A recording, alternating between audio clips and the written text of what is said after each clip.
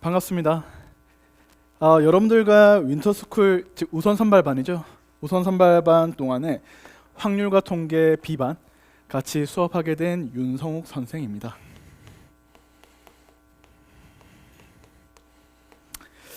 현재 수업하는 곳은요, 여기 여자기숙, 남자기숙 최상위관 하고요. 그 다음에 대치 예섬학원, 그 다음 대치 엘브라운 학원 이렇게 해서 출강하고 있고요.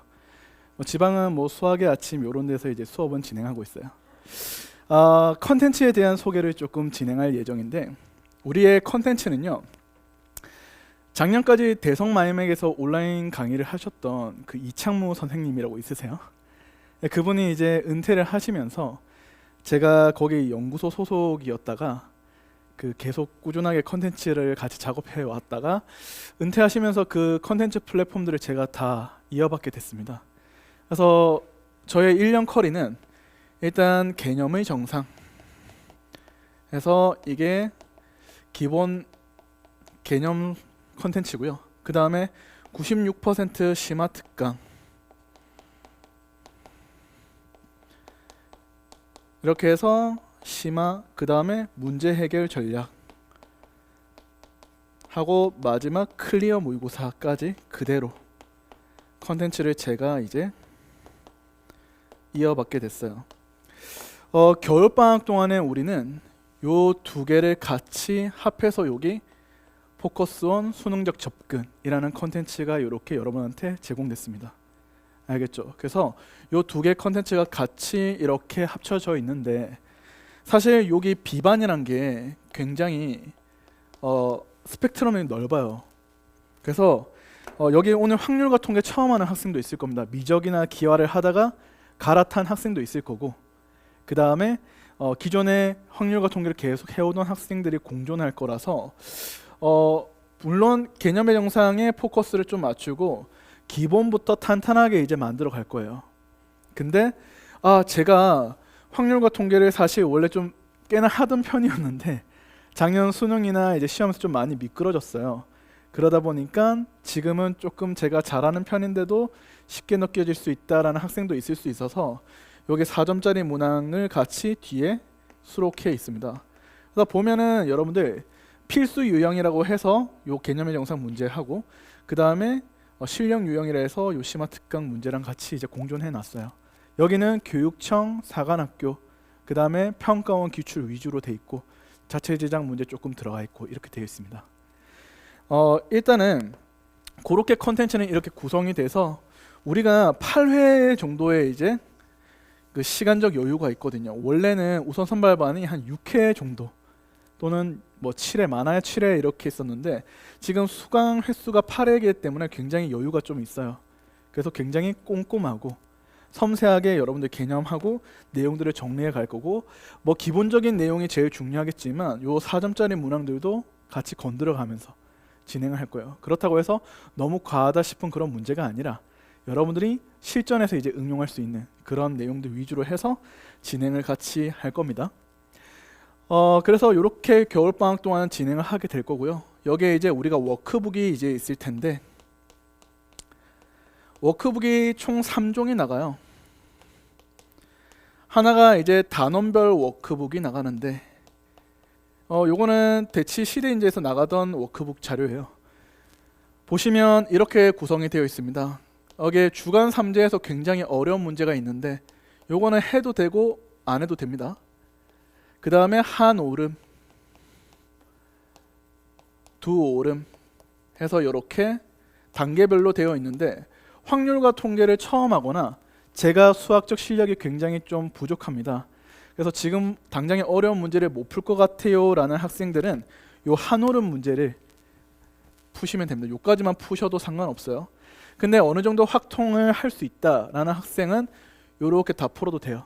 다 풀어 오시는 걸 추천드려요. 일단 최대한. 그 다음에 요 스피드 모의고사 해서 요거는 2, 3점짜리 모의고사예요. 그래서 2점과 3점 위주로 이렇게 구성이 되어 있는데, 권장 시간은 2, 3점을 클리어하는 시간이 17분을 권장해 드리지만 조금 여러분들이 시간을 오버한다 했을 때 25분까지 문제를 푸셔도 상관이 없습니다. 알겠죠? 요거는 여리고 문항 17분 기준으로 이제 풀어오시면 되는데 그래도 내가 시간이 조금 걸린다, 아직까지는 제 실력이 안정화하기 위해서 시간을 더 쓰겠다라는 학생들은 25분까지 맥시멈 시간을 정해놓고 문제를 푸세요. 그 다음에 타임어택 모의고사 해서 요거는 학기 초반에 우리가 시작하는 마당에 좀 부담스럽지 않게 모의고사 연습을 하고자 해서 요거 킬러가 없어요, 여러분들. 과한 고난이도 문제 3개가 빠져 있어요. 수원, 수투, 그 다음에 선택 과목에 대한 킬러들, 제일 어렵다라는 문제는 빠져 있으니까 요거는 권장 시간은 80분 재고 여러분들이 풀어오시면 돼요. 그러면 이렇게 3종을 하셔서 그 워크북 앞에 보면은 요거 몇 개 맞았다, 요거 몇 개 맞았다 쓰는 란이 있어요. 거기에 여러분들의 점수를 적어 주시면 제가 보고는 지금 우리 친구가 요 정도 실력이구나 라는 정도를 제가 판단하고 가늠할 수 있을 것 같아요. 인원이 지금 20명이 조금 간당간당한 인원이기 때문에 사실 제가 개별로 좀 케어해 주기도 좀 좋아요. 그래서 다음 시간에 좀 출석부도 보고 이름도 좀 외워놓고 여러분 한 명 한 명한테 좀 관심을 가지고 과제 관리나 학업 관리도 같이 좀 진행해 줄 거고요. 매주 화요일 날 제가 여기 4시쯤 올 거예요. 그래서 클리닉은 4시부터 저녁 먹고 나서나 저녁 시간대 있죠. 수업 시간 전까지 4시부터 6시 반 사이에는 여러분들이 편하게 오셔서 저한테 개별 질답, 그 다음에 학업 상담, 진로 상담 이런 거 하셔도 돼요. 알겠죠? 그렇게 해서 그때 편하게 질문하시고 저한테 질문하시고 상담하셔도 되고요. 마지막으로 우리 교재 해설을 제가 안 줄 겁니다. 그 수강이 끝나는 날 다 드릴 거예요, 책자로. 알겠죠? 자, 지금 보면 정답밖에 없는데 여러분들 이 수강하는 시기 동안은 최대한 나의 힘으로 풀어보세요. 알겠죠? 그러니까 모르면 그냥 들고 와서 질문을 하더라도 해설 보고 풀려고 하지 마시고 일단 지금 우리가 B반으로 처음부터 기본을 다져간다라고 했을 때 어려운 문제는 당장에 못 풀어도 돼요. 내가 풀 수 있는 문항에 대해서 최대한 나의 힘으로 풀기를 바랍니다.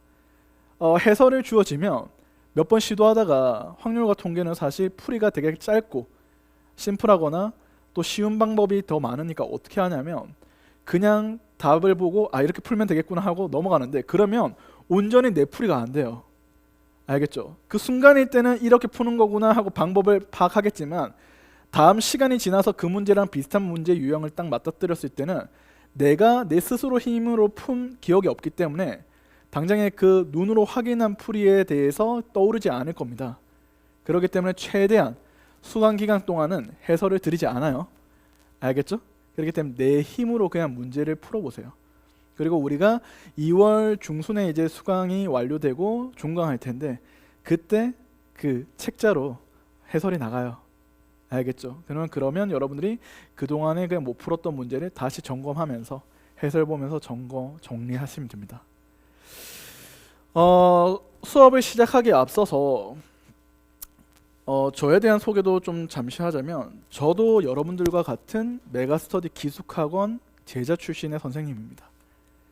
그 2008년에 여기서 기숙학원에서 수업을 들었던 수강생 제자 출신이에요. 공부학번. 알겠죠? 그때는 남학생 기숙학원 하나밖에 없었어요. 전체 메가스터디 기숙학원 중에서. 그래서 내가 그때 학생 시절부터 강사까지 이렇게 와면서 여러분들의 심리나 어떤 상태인지 제가 누구보다 잘 이해를 하고 있습니다. 지금 심리도 굉장히 불안하고 여러분들 재수를 이제 그 2월부터가 아니라 이게 12월 말부터 시작한다는 이 각오는 생각보다 쉽지는 않았을 거예요. 물론 부모님의 강요에 의해서 들어온 학생도 있겠지만 근데 그거 하나만 좀 알아주시면 좋겠어요. 이 수험 생활이라는 게 굉장히 길고 우리가 이제 장기간에 이제 지쳐가는 레이스 중에 하나기도 하지만 결국에 어떠냐면 꾸준히 성실히 겸손하게 한 학생은 결국 되더라 라는 것을 말씀드리고 싶어요. 여기서 확률과 통계가 이제 처음 듣는 학생도 있어서 제가 굉장히 꼼꼼하게 할 건데 저거 다 나 아는데 쉬운데 이렇게 생각하시는 학생도 더러 있을 거예요. 알겠죠? 근데 우리가 처음 시작하는 이 시점에 사실 좀 잘한다 하더라도 있잖아요. 조금은 우리가 초심으로 돌아가서 처음부터 내가 우리가 건물도 바닥 잘 다지는 그런 과정이 좀 튼튼해야 이제 건물도 잘 올라가고 이제 집안도 흔들리지 않고 부실공사도 없고 그러잖아요. 그러니까 내 집안을 탄탄히 쌓아간다는 그런 과정으로 생각하고 조금 꼼꼼하게 잘 정리를 했으면 좋겠어요. 아는 내용이라도 한 번 더 점검하자, 그런 마인드로요. 알겠죠? 그래서 겨울방학 동안 알죠? 우선 선발반 기간 동안에 저와 함께 잘 대비를 해서 여러분들이 2월 정규반 개강했을 때 확률과 통계에 대한 기본기가 아주 탄탄하게 되게끔 그거를 저는 바랍니다. 그래서 그렇게 되게끔 저도 최대한 도울 테니까요. 2월에 확률과 통계를 여러분들 다시 하겠죠 아마. 그때 누구보다 탄탄한 기본기를 가지고 또 다시 수능 기출과 그 다음에 심화, 엔제까지 갈 수 있는 그런 실력을 쌓기 위해서 저도 최대한 여러분들을 잘 도와드릴 테니 여러분들도 그래도 아는 내용이라도 한 번 더 점검하고, 알겠죠? 조금 어렵다 싶으면 다시 질문하시고 쉬운 것도 한번 되돌아보는 자세로 잘 수강을 해주시면 감사하겠습니다. 알겠나요? 자, 일단 작년 수능에 대한 트렌드를 조금 확인한 다음에 수업을 들어가겠습니다. 수능에서 우리가 문항을 한번 체크해 보셨나요? 확통? 통계가 3문제가 나옵니다. 자, 확률 문제가 3개가 나와요. 그 다음에 경우의 수 문제가 2개가 나옵니다. 통계는 3가지로 나옵니다. 하나는 이제 추정 문제, 통계적 추정에 대한 문제가 되게 쉽게 나와요. 그러니까 공식만 외워서 문제에 적용하는 난이도 문제. 그 다음에 28번 전에 27번이 어떤 난이도로 나왔냐면 이산 확률 분포 있죠. 분산을 구하는 식의 이산 확률 분포와 관련된 문제가 하나 이렇게 출제가 되고 29번에 정규 분포가 나옵니다. 자, 확률은 언제 출제가 됐냐면 여기 수능에서는 28번에 조건부 확률이 나와요. 그래서 4점짜리가 이렇게 나오고 나머지는 좀 계산이나 쉬운 문제. 그 다음에 30번에 뭐가 나왔죠? 중복조합이 나오죠. 그 다음에 또 하나 문제는 되게 쉬운 문제. 해서 조금 난이도성 있는 문제가 이렇게 해서 나옵니다. 자, 9월 때도 똑같이 나와요. 9월 때도 이렇게 문항수는 같은데 9월에는 28번이 중복조합과 관련된 문제, 그 다음에 30번이 확률 문제로 나와요. 그래서 9월에는 확률이 30번에 나오고 경우의 수가 28번에 나오는 상황이 됐고 6월 평가는 이제 시험 범위가 좀 다르죠. 상이하기 때문에 조금 경향을 다르게 할게요. 여튼 구평과 수능을 비교해 보면 문항에 대한 출제 경향은 비슷하다. 그래서 단순히 공식을 외워서 적용하는 통계적 추정 문제 하나, 그 다음 이산 확률 분포 하나, 정규 분포 하나 해서 통계에서 나오고 확률은 이제 어려운 문제 하나 해서 나오고 나머지는 쉬워요. 그 다음 경우의 수도 중복조합에서 어려운 거 하나 해서 나오죠. 그러면 여러분들이 이런 생각을 좀 하셔야 돼요. 확률과 통계를 처음부터 끝까지 왁 하고 이게 공부하는 게 아니라 여러분들이 스스로 아셔야 돼요. 강약을 좀 조정할 수 있어야 돼요. 즉 힘을 줘야 될 파트에서는 힘을 주시고 약간 힘을 덜 줘도 될 파트 있죠. 거기에는 힘을 좀 덜 주면서 여러분들이 확률과 통계에서 이 경중을 여러분들이 분류할 수 있어야 됩니다. 알겠나요? 그러니까 어느 게 조금 더 중요한 파트고 좀 더 우리가 덜 중요한 파트인지에 대해서 여러분들이 딱 기준을 세우고 거기에 따라서 잘 여러분들의 그런 무게중심을 좀 쏠리는 그런 식으로 좀 정리를 하셔야 될 겁니다. 알겠죠? 그래서 오늘 처음 하는 여러 가지 순열에 대해서는 실질적으로 6월 평가원에서 3점짜리 하나 나오고요. 그 다음에 3월, 4월, 5월 이때만 조금 4점짜리로 어려운 문제가 나오지 실제로 수능과 9월 평가원 기준으로 봤을 때는 여러 가지 순열은 크게 어려운 문제가 출제되지 않아요. 알겠죠? 그래서 여러 가지 순열 오늘 보고는 아유 쉬워요 선생님 이거 뭐 어떻게 이런 식으로 착각하면 안 됩니다 여러분들. 어렵게 나오는 단원이 있고 그렇지 않은 단원이 있기 때문에 여러분들이 내가 쉽다고 생각해서 단순히 쉽게 생각하지 말라고요. 중복조합 가면 더 어려워지고 확률과 가면 또 어려워지고 굉장히 확률과 통계는 점진적으로 난이도가 올라가다가 어때요? 여기서 피크 조건부 확률에서 좀 어렵게 찍고 나서 다시 통계로 가면 조금씩 떨어지죠 난이도가. 그렇기 때문에 경중을 잘 생각해서 여러분들이 잘 정리하시면서 수업의 과정을 잘 따라오시면 됩니다. 그래서 교보제는요 교재랑 함께 좀 여러분들이 좀 필기도 하고 개념을 좀 정리할 수 있는 이 개념 정리 노트도 하나 만들어 봤어요. 그래서 우리 교재보다 조금 디테일하게 다룰 수 있는 예시나 내용 같은 것들을 다 여기 정리했기 때문에 이런 걸로 내용 정리를 같이 하면서 교재에 있는 문제를 같이 풀도록 할게요. 알겠죠? 자, 개념 정리 노트를 먼저 한번 펴 보시고요. 우리가 포커스 1 경우의 수 하고 나오는 상황부터 같이 한번 봅시다. 여기 보시면 용어가 있죠. 1번에 대한 용어는 그냥 여러분들이 읽고 정리하시면 됩니다. 알겠죠? 그래서 이 용어는 실제로 교과서에 나오거든요. 그리고 시험에서도 나오는 용어들이에요. 일단 우리 문제에서 표본 공간이란 말이 출제됩니다. 등장합니다. 근데 이거를 우리가 엄청 막 눈으로 독하게 뭐 독학하듯이 이거 외우냐? 아니에요. 여러분들은 이 단어들에 대해서 그냥 머릿속에 넣고 뉘앙스만 아셔도 돼요. 사실 그렇게 문제에서 디테일하게 이 용어를 가지고 장난치는 경우는 없으니까요. 그래서 용어는 여러분들이 그냥 읽고 아 이런 용어구나 하고 여러분들이 간단히 정리하시면 돼요. 알겠죠? 대신에 제가 표본 공간이 뭐냐, 사건이 뭐니, 경우의 수 이런 것들은 여러분들 다들 알고 있을 거라 크게 중요한 단어는 아니고요. 자, 2번이 조금 중요합니다, 여러분들. 자, 여러분들 이 확률과 통계는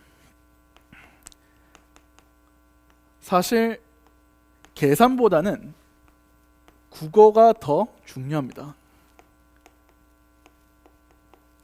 그러니까 우리가 확률과 통계를 잘 하려면 어떻게 해석을 하고 알겠죠? 어떻게 풀이를 할 거냐 이게 되게 중요한 건데 항상 확률과 통계에서 틀리는 학생들의 특징들은 해석이 잘 안 되는 거예요. 해석을 여러분들이 왜 안 되냐 하면 항상 문제, 계산, 수식을 어떻게 정리할지에 대한 고민부터 들기 때문입니다. 해석을 할 때는 여러분들 키워드로서 접근을 하셔야 돼요. 알겠죠? 이게 무엇을 가르치는지에 대해서 키워드가 굉장히 중요합니다. 알겠죠? 그러면 이 합의 법칙에 대해서는 중요한 키워드가 뭐냐 라고 이야기하시면 또는 이거나 라는 키워드가 되게 중요하죠. 그래서 여러분들이 항상 문장을 읽으실 때 또는 이란 말이 등장했구나, 이거나 라는 말이 등장했구나, 그러면 그 두 경우의 수를 합의 법칙 더해야 되겠군 이렇게 생각하는 겁니다. 근데 조심해야 되는 게 뭐냐면 이 확률과 통계의 연산 있죠. 확통의 연산은 일반적으로 더하고 빼고 하는 사칙 연산이 아니고 뭐랑 같냐 하면 집합의 연산과 같습니다.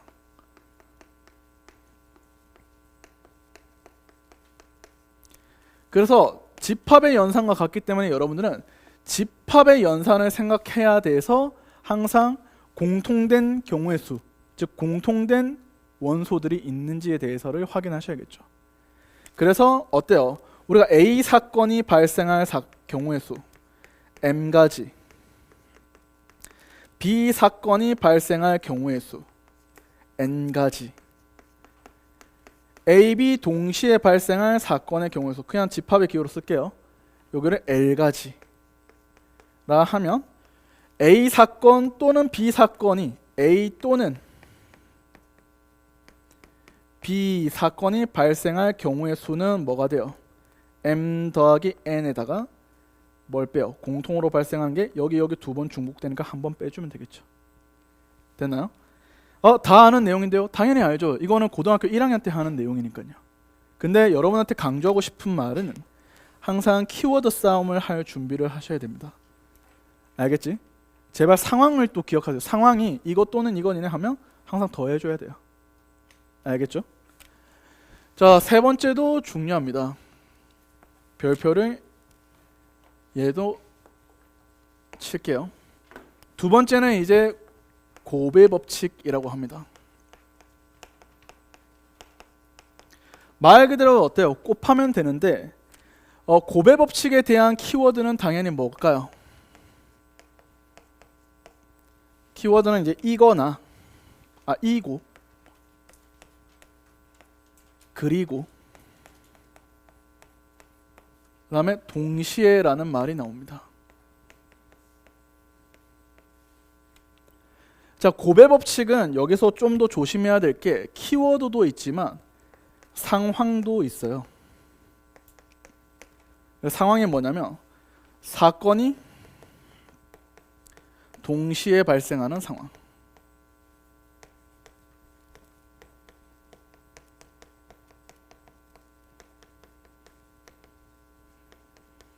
그 다음에 사건이 연속해서 발생하는 상황. 뭐 잇따라 발생한다라고도 하죠.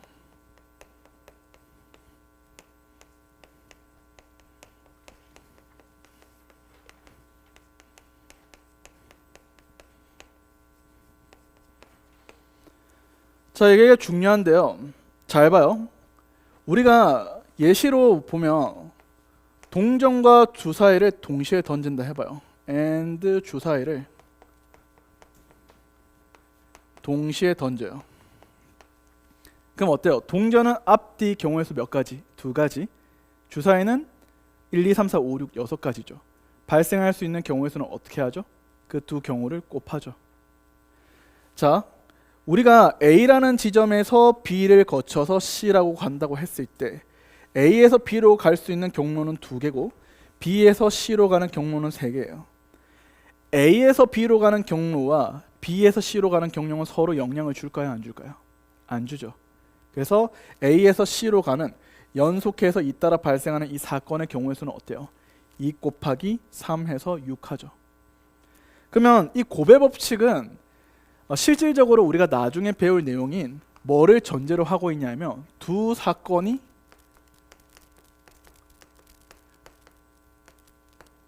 독립이다라고 해요. 서로 영향을 주지 않는 관계를 독립이라 해요. 자, 그때 그 두 사건을 어때요? 경우의 수를 그냥 곱해버리는 거죠. 그게 동시에 발생하는 사건의 경우가 되는 거예요.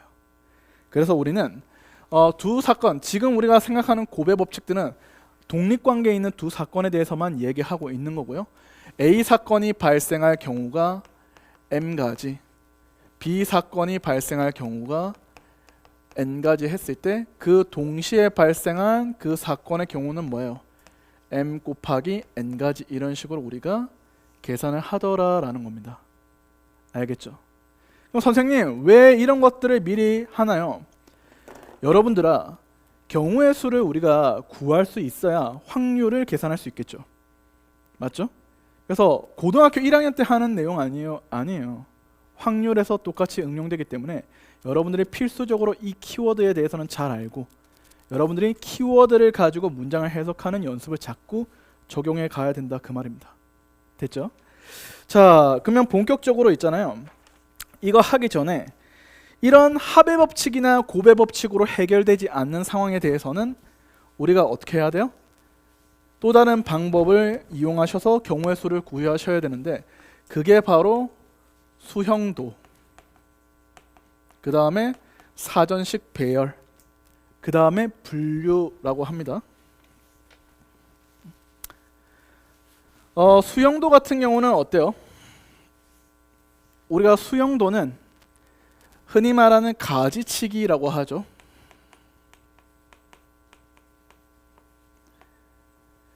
다음에 대한 조건이 어때요? 연달아서 이렇게 적용이 되는 거예요.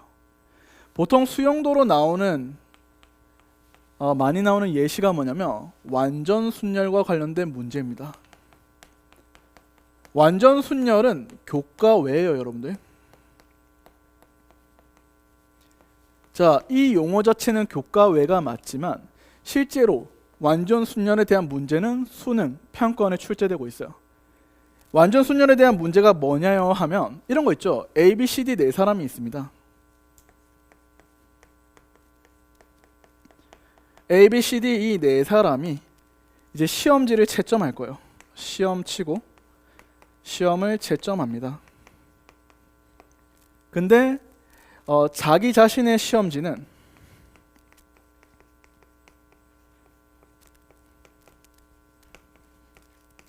채점을 하지 못해요. 자, 그때 A, B, C, D가 서로 시험지를 교환해서 채점을 할 경우의 수는 무엇일까요? 라고 이제 문제에서 묻겠죠. 그러면 보통은 어떻게 푸냐면 A, B, C, D라는 요 시험지가 있다고 하고 요 밑에 이제 채점하는 사람은 어떻게 돼요? 가지치기에서 여러분들이 뭐야? 나열해 가죠. 예를 들어서 B라는 사람이 A 시험지를 이렇게 채점했다. 그러면 가지칠 거냐? B 다음 누가 올 수 있어요?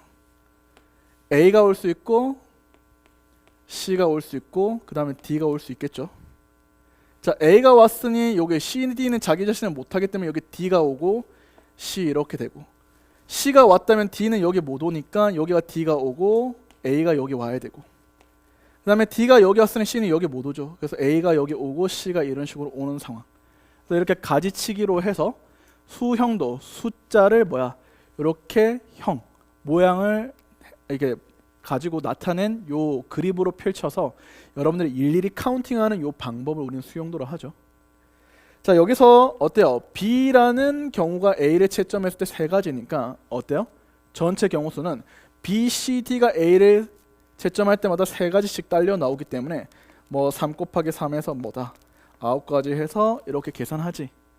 맞죠? 여기에 대한 계산을 좀 빠르게 하는 요령은 나중에 또 할 거예요. 자, 이런 식으로 우리가 수용도를 우리가 경우의 수를 푸는 방법론 또 하나가 있고요. 그 다음에 또 하나 우리는 또 뭐 있죠? 사전식 배열. 사전식 배열이란 것은 예를 들어서 숫자를 나열한다 했을 때 큰 수부터 작은 수 순서로 일일이 나열하거나 작은 수부터 큰 수 순서로 일일이 나열하는 경우. 맞죠? 여러분들이 상식적으로 하나하나 따져가는 거 다 알고 있으실 거예요. 중요한 건 뭐냐면 분류거든요. 자, 이게 왜 중요하냐? 요즘에 어려운 4점짜리의 트렌드들이 다 이런 분류를 이용하게 하죠. 어떤 상황? 케이스를 분류하게 만듭니다.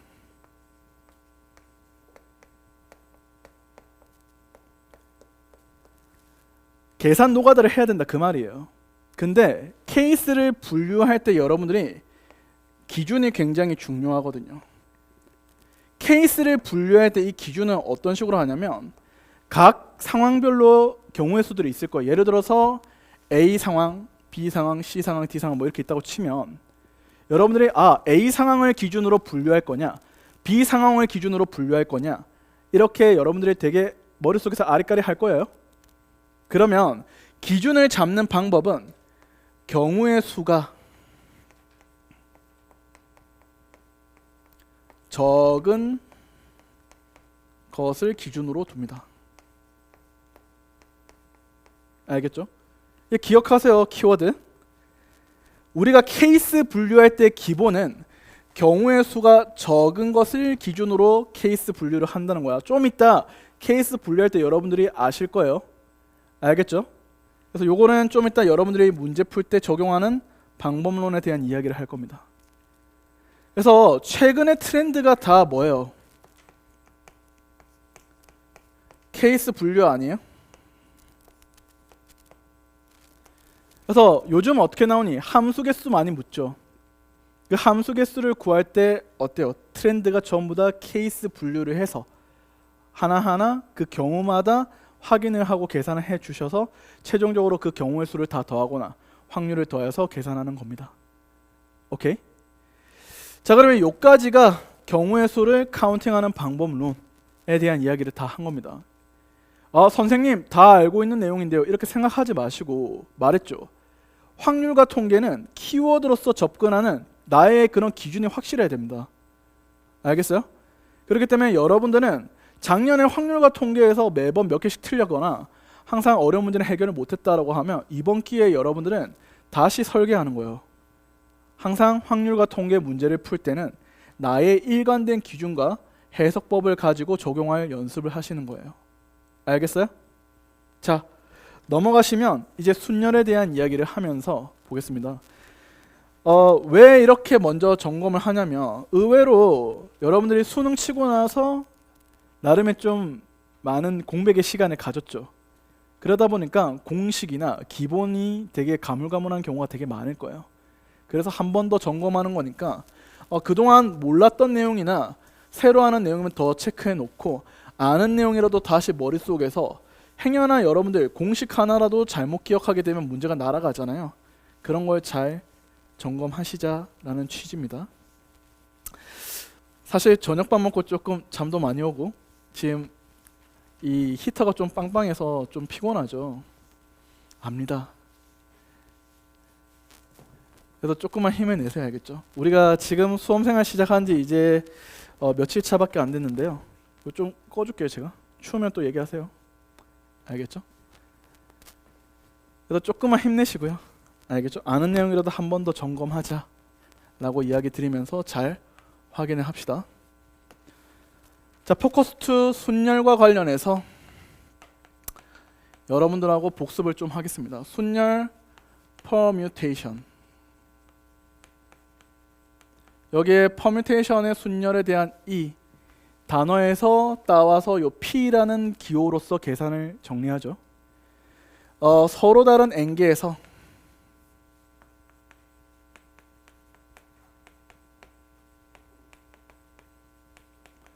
R개를 뽑아 나열이죠. 순서 있게 나열. 그래서 우리가 얘를 순열 이렇게 생각하는 거죠. 기호로 어떻게 표현해요? 서로 다른 n개에서 R개를 뽑아 나열한다 해서 N, P, R 이렇게 하죠. 핵심은 뭐예요? R개를 뽑아 나열이기 때문에 자리가 몇 개 있습니까? R개가 있겠죠. 이렇게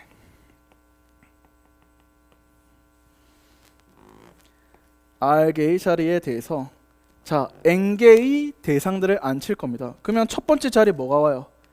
n. 한 명 앉혔잖아. 그럼 나머지는 n-1. 두 명 앉혔으니까 n-2. 세 명 앉혔으니까 n-3 해서 쭉 가다가 어때요? R명을 이렇게 앉으면 마지막에 n-R 더하기 1만큼의 경우의 수가 남고, 그 다음에 그 이후에 누가 날아가 버려요? 이 이후에 펼쳐질 n-R n-R-1 해서 쭉 어디까지? 3, 2, 1 이런 대상이 어떻게 돼요? 얘들이 다 어떻게 돼? 날아가 버렸죠. 그쵸? 자, 그래서 얘를 착안해서 공식을 우리는 어떻게 계산합니까? 전체 m 팩토리얼, n부터 1까지 곱이죠. 그래서 뭐가 날아갔죠? n-r부터 1까지면 n-r 팩토리얼 해서 얘들이 날아가는 거 확인을 했죠. 원리는 좀 기억하세요. 그죠? 자, MPR을 여러 가지 식으로 나타낼 수 있는데 두 가지를 좀 기억합시다. MPR을 자, 첫 번째 이렇게 표현할 수 있고, 두 번째 또 표현하는 방법이 있어요. 자, 그래서 그거를 이야기하도록 하겠습니다. MPR 요거는 그냥 참고하세요. 참고. 수능에 나오거나 그렇지는 않은데 여러분들 작년 수능에서 많이 적잖이 당황했던 게 뭐예요? 옛날 유형의 문제가 나왔죠. 기억하세요? 20번 문제가 안 나온다 노래 불렀던 수열에 대한 빈칸 추론성 문제. 여러분들이 어느 곳에서도 공부할 때 어떻게 했어요? 선생님 이거 안 나와, 넘어가지 않았나요? 그쵸? 저도 그랬어요. 작년에 안 나온다고 그냥. 근데 수능에 떡하니 나왔죠. 그 다음에 여러분들 올해 평가 원장 날아갔죠. 평가 원장이 날아가면 그 밑에 딸려있던 출제진도 같이 날아갑니다. 알겠죠? 그러면 올해 이 출제하는 교수들이 좀 많이 바뀔 거예요. 그러면 문제 유형이 달라질 수 있다 그겁니다. 거기다 옛날 문제를 끄집어 온 시점부터는 옛날에 있던 문제 유형들이 나올 수도 있겠는데 생각하고 마지막 수능을 대하는 여러분들의 자세가 안 나온다라는 가정보다는 어때요? 나올 수도 있기 때문에 한 번 더 점검해야지 이렇게 돼야 돼요. 알겠어요? 자, 그래서 요거는 이제 어떻게 하시냐면 이거요. 우리가 특정 1인 있죠. 특정 한 명을 기준으로 했을 때 특정 한 명이 포함된 경우랑 특정 한 명이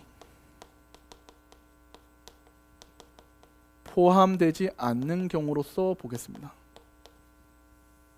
알겠죠? 자, 우리가 NPR은 자릿수가 몇 개라 했죠? R개의 자릿수라 했죠. 그죠? 자, R개의 자릿수에서 뭐라 했어요? 사람을 안 치는데 잘 들어. 확률과 통계에서의 특정 한 명은 여러분들이 뽑는 게 아니에요. 알겠죠? 얘는 고정된 것이에요. 알겠죠? 그러니까 내가 선택해서 경우의 수를 곱해서 뭔가를 뽑아줘야 되는 대상이 아니고 고정된 것, 즉 이미 뽑혀 있는 것이에요, 여러분들아. 그럼 여러분들은 이 특정한 한 명이란 말에 대해서 여러분들이 뽑을 상황이 있냐? 아니야. 뽑을 필요 없어. 이미 뽑혀 있는 거라니까. 그러면 특정 한 명이 이미 포함됐으니까 한 명이 여기 앉겠죠. 몇 자리야? R 자리. 그래서 경우의 수가 R이 되겠죠. 그럼 여기 특정한 한 명이 이렇게 앉았죠. 그럼 몇 자리 남아요? R-한 자리 남죠, 여기가. 그럼 사람은 몇 명 남았어요? 한 명 빠졌잖아. N-한 명. 그래서 우리는 M-1P R-1 이렇게 되는 겁니다. 특정 한 명이 포함 안 됐어요. 그럼 특정 한 명이 빠졌어요. 몇 명 남아요? M-한 명. 몇 자리에 앉히죠? R 자리에 앉히죠. 그렇기 때문에 얘는 M-1P R 이렇게 해서 NPR을 이런 식으로 해석할 수 있어요. 빈칸형 추론 문제가 나오지? 그래서 여러분들한테 참고하라는 거예요, 그냥. 자, 그 다음에 여러분들 이거는 기본적인 건데 여러분들 이 NPR은 뭐야? 우리가 조합 알죠? NCR 서로 다른 N개에서 R개를 뽑는 거잖아 이게. 거기에 뭐야? 배열한 R 팩토리얼로 표현할 수 있죠. 그래서 여러분들은 아셔야 될 게 NCR의 식은 NPR로부터 탄생하는 거예요. 그래서 NCR 즉 서로 다른 N개에서 R개를 뽑는 NCR은 뭐예요? R팩을 넘겨서 NPR에서 뭘 나눠요? R 팩토리얼을 나누는 식으로 해서 식이 N팩에 N-R팩 곱하기 R팩 이렇게 탄생하는 거예요. 자, 그래서 앞으로 NPR을 NCR 곱하기 R팩으로도 표현하면서 계산할 겁니다. 미리 하는 거야. 알겠죠? 고등학교 1학년 때 지식이 많이 날아갔거나 확통을 처음 하는 학생들은 이런 것들을 많이 안 써왔기 때문에 한 번 더 점검하고 정리하세요. 딱 필요한 만큼만 복습할 겁니다. 알겠죠? 나 다 아는데 라고 생각하지 마시고 그거 감안해서 꼼꼼하게 준비했으니까 다 점검하세요. 알겠죠? 자, 밑에 계산값들에 대해서 한번 점검해 보실까요? M 팩토리얼이라 하죠. 얘를 우리나라 말로는 계승이라고 하죠. M팩은 M부터 N-1에서 쭉쭉쭉 내려가면서 어떻게 돼요? 1까지 곱해가는 것을 의미하죠. 자, 두 번째 0 팩토리얼. 얘들아, 너네 경우의 수 고등학교 1학년 때 경우의 수 해봤죠? 지불할 때 생각나세요? 내가 1,000원짜리 한 장, 500원짜리 두 장, 500원짜리 두 개, 100원짜리 5개가 있다 치자. 맞죠? 그러면 1,000원 하나, 500원 두 개, 100원짜리 5개 있다라고 했을 때 낼 수 있는 지불 방법수는 뭐예요? 1,000원 한 가지, 500원 두 가지, 맞지? 100원짜리 5가지에서 다 경우를 어떻게 돼? 곱하지. 자, 그 안에는 뭐가 포함되어 있냐면 아줌마한테 돈을 낼 때 아줌마 빵원이요, 하는 경우도 어때요? 포함되어 있는 거 아니에요? 영팩의 의미는 그겁니다. 확률과 통계에서는 이렇게 빵 아무것도 주지 않는 이런 경우도 한 가지로 보는 거예요. 그냥 알겠죠? 그렇기 때문에 우리는 이 영팩토리알은 뭘로? 1이라고 이렇게 경우의 수 한 가지로 본다 그 말입니다. 오케이? 그 다음에 우리가 MP n 하면 n개를 n개의 자리니까 n 팩토리알 될 거고, MP0 아까 말했죠. 빵개를 이렇게 나열하는 경우는 뭐야? 한 가지잖아. 맞지? 그래서 한 가지 이렇게 해서 보시면 되는 거야. 추가로 MP(n-1) 하시면 공식에 대입했을 때 똑같이 n 팩토리얼이 되고요. MP1 하시면 얘는 n 이렇게 됩니다. 자, 그래서 요 이야기를 합시다. 우리가 MPR에 대해서 계산 요령이 있죠. 요 계산 요령은 어떻게 계산해요? n을 시작으로 r개만큼 내려가면서 곱하면 되죠. 예를 들어서 10p3 하면 19, 8 이렇게. 그래서 우리는 n을 시작으로 r개만큼 내려가면서 곱한다.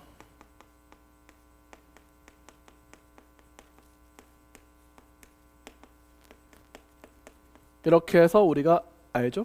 그래서 11p4 하면 뭐예요? 11, 10, 9, 8 알고 있죠? 아는데 한번 점검하는 겁니다. 확통으로 처음 갈아탄 학생도 있고요. 자, 그 다음에 넘어가시겠습니다. 요까지가 우리가 이제 계산할 때 필요한 기본적인 순열에 대한 지식들이에요. 자, 뒤로부터 이제 실질적으로 계산에 쓰이는 내용들이에요. 그래서 이웃한 경우, 이웃하지 않는 경우랑 여기 원순열에 대한 문제들 있죠. 그래서 원순열부터 먼저 점검을 할 거예요. 알겠죠? 그 다음에 오늘 문제 풀면서 순서를 원순열부터 하고 중복순열, 그 다음에 같은 것이 있는 순열로 오늘 마무리할 겁니다. 지어도 되나요?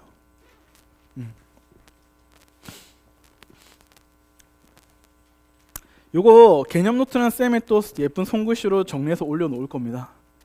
알겠죠? 내일쯤 올라가 있을 거예요. 여기 통로 있죠? 화장실과 교무실 사이. 오케이? 그래서 일단은 내 힘으로 내 노트를 한번 만들어 보세요. 그 다음에 내일 제가 요거 정리해서 드리면 그거 보시면서 요 내용 좀 빠졌네 하고 보충하거나 선생님이 요 칠판에 써준 거랑 여기 없네 하는 것도 이제 적어놓고 좀 정리해 주세요. 그 다음에 우리 수업 시간에 했던 풀이들은 손으로 또 예쁘게 필기해서 드릴 거예요. 알겠죠? 그러니까 너무 필기에 여러분들의 목매기보다는 오늘 이 내용을 머릿속에 한 방에 넣자라는 마인드로 좀 따라오시면 될 것 같아요. 알겠죠?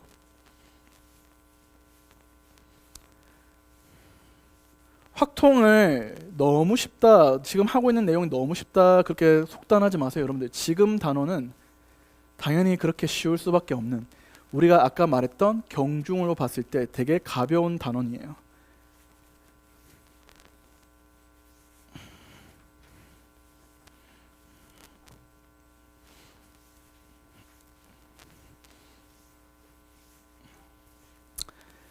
자, 우리가 이제 포커스 3 보시면 이제 여기 확률에서 되게 많이 응용되는 내용이죠. 이웃하는 경우랑 이웃하지 않는 경우를 세는 법.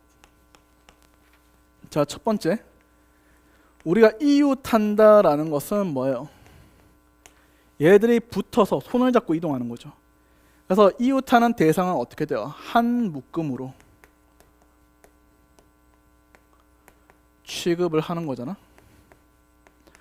자, 한 묶음으로 취급한다는 이 말은 한 개 개체로 본다 그 말이에요.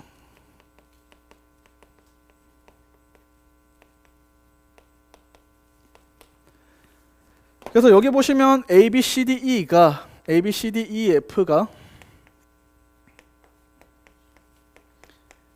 일렬로 이제 나열되는데 CDF가 뭐예요? 지금 이웃한다라고 하면 CDEF를 어떻게 하는 거예요? CDF를 한 묶음으로 이렇게 보는 거죠. 그럼 나머지 A, 그 다음에 B, 그 다음에 E 라는 대상도 각각을 하나, 하나로 봤을 때 얘들이 줄 서서 앉는 경우 몇 팩? 4팩토리얼이죠. 거기에서 이 묶음 안에서 CDF가 나열되는 경우 몇 팩? 3팩 하고 계산하면 되는 거 아니에요? 맞죠? 자, 두 번째, 이웃하지 않는다. 자, 이웃하지 않는다라는 것은 나와 나 또는 나와 어떤 대상과 대상 사이에 뭐가 있어요? 누군가 껴있다 그 말이에요. 그래서 이웃하지 않는다는 이 말은 대상과 대상 사이에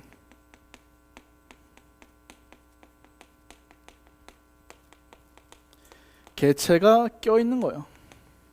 오케이? 개체가 있다 그 말이야. 그래서 개체가 끼어 있으니까 이 이웃하지 않는 경우에 대한 문제풀이 방법론은 어때요? 전반적으로 끼워 넣기죠. 그렇죠? 자, 그래서 어떻게 돼요? 지금 문제에서 예시처럼 A, B, C, D, E, F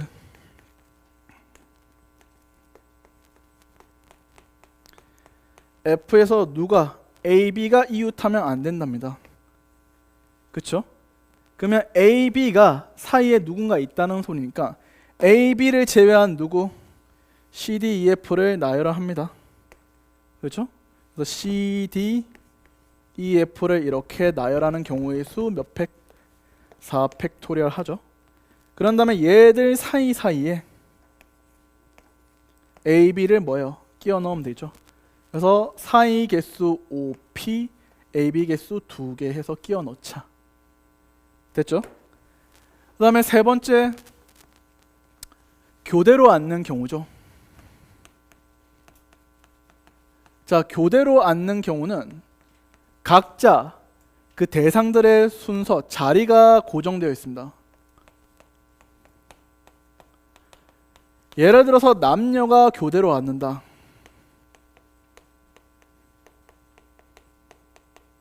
했을 때 남자 셋, 여자 셋 이렇게 교대로 앉는다라고 하면 어때요? 이렇게 남녀 이렇게 교대로 앉는다 했을 때 맨 앞에서부터 시작되는 성별이 남이냐 여냐 해서 결정하는 경우 몇 가지? 두 가지. 자, 여자애들이 먼저 온다라고 했으면 어떻게 돼요? 여자애들은 여자애들 자리에 뭐예요? 여자애들끼리 자리를 바꿔 앉으면 되고, 남자애들은 남자애들 자리에서 자기들끼리 자리 바꿔 앉으면 되죠. 그래서 곱하기 3팩 곱하기 3팩 이렇게 계산하시면 되죠. 근데 만약에 여자가 4명이고 남자가 3명이야. 자, 그러면 남자부터 시작하면 남녀 여 이렇게 돼버리잖아요. 그렇기 때문에 어떻게 돼야 된다? 여학생들이 먼저 시작이 되어야 되고 남학생들이 어떻게 돼야 돼요? 이렇게 사이에 끼는 순서가 돼야겠죠. 그래서 여학생은 여학생 자리 고정이니까 몇 팩? 4팩. 남학생은 남학생 자리 고정이니까 3팩 하고 이렇게 계산하는 게 교대로 앉는 경우인데, 요거 최근에 잘 안 나옵니다. 알겠죠? 대신에 얘들은 계속 나옵니다. 확률에서.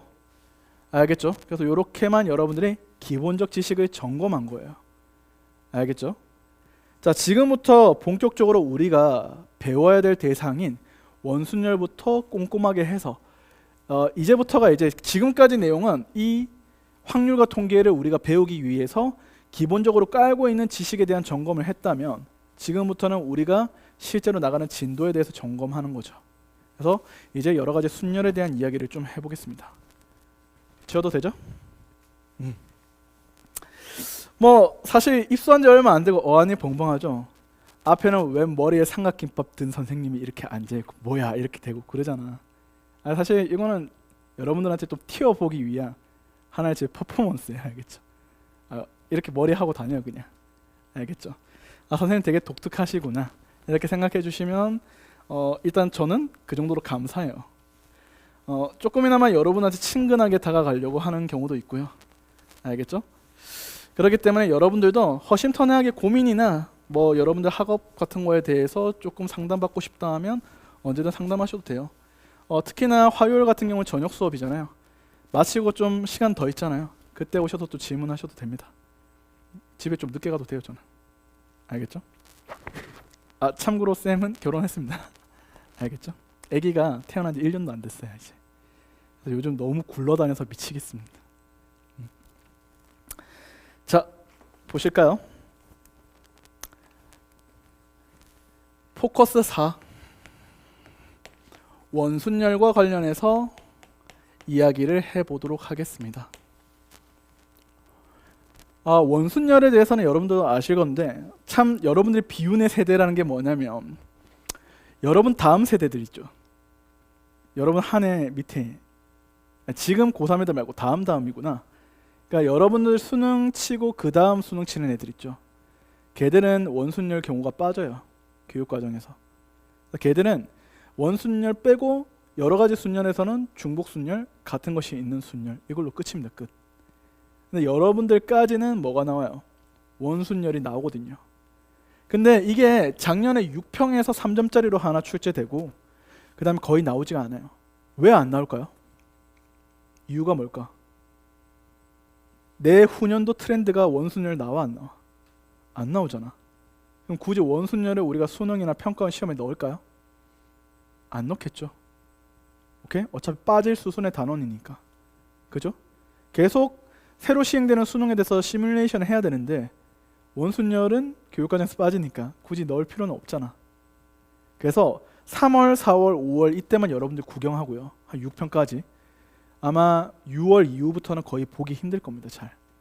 그래서 원순열은 여러분들이 엄청 꼼꼼하게 할 필요는 없지만 이 시기 때는 꼼꼼하게 해야 돼요. 처음 시작할 때는. 알겠죠? 그래서 원순열에 대한 이야기를 좀 할게요. 원순열은 여러분들이 해석을 두 가지로 해석풀이법에 대해서 인지하고 있으셔야 됩니다. 알겠죠?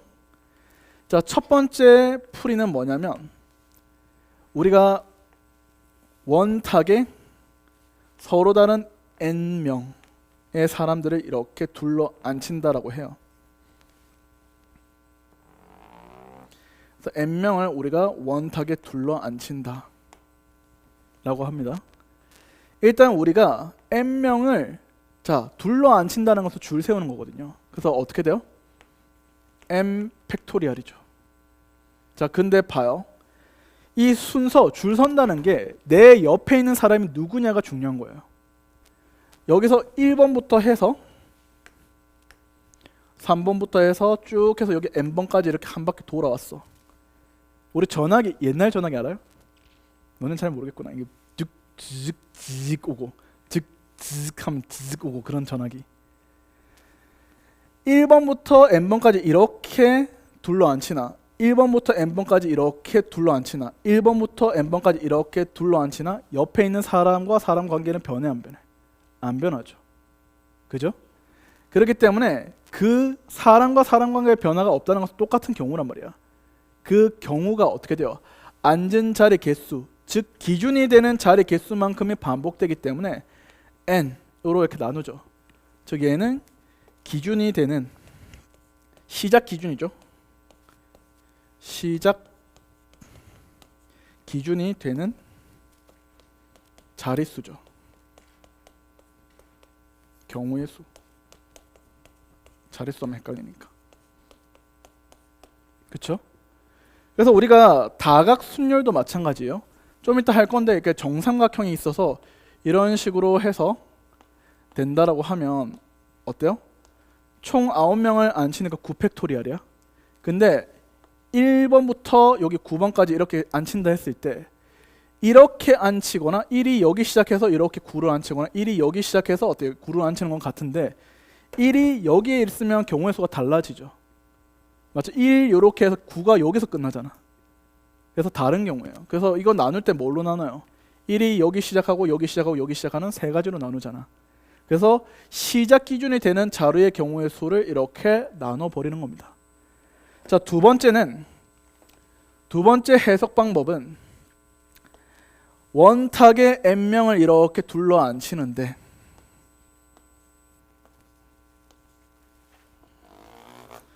n명을 이렇게 둘러 앉히는데 자, 이게 1번부터 n번까지 이렇게 돌아갈 수 있단 말이야. 그래서 특정한 한 명이 이런 도는 구조를 어때요?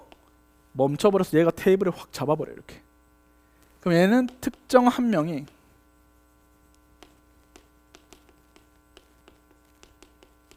고정이 돼버리는 거죠. 제가 아까 말했죠. 확률과 통계에서 특정 한 명은 뭐라 했지? 우리가 선택하는 경우가 아니라고 했죠. 이미 선정되어 있는 개체라 했지. 그러면 특정 한 명이 이렇게 고정이 되니까 나머지 몇 명, n-1명을 여기 기준으로 이렇게 딱 잡고 쭉 일렬로 펴면 일자 되죠. 그래서 여기서부터 이렇게 쭉 앉는 거 아니야. 그래서 n-1명이 일렬로 이렇게 앉는 구조가 되기 때문에 우리는 요거를 n-1 팩토리얼 이렇게 해서 계산할 수 있어요. 알겠죠? 특정 한 명은 선정하는 게 아니라 했죠. 특정 한 명은 누구나 돼도 되는 거야. 그러면 여러분들아, 문제를 푸실 때 어느 것을 쓰면 더 효율적일까요? 라고 이야기를 하시면 이 풀이가 얘보다 더 효율적으로 풀 수 있어요. 이유는 디테일한 조건을 적용하기가 좋아서 그래요.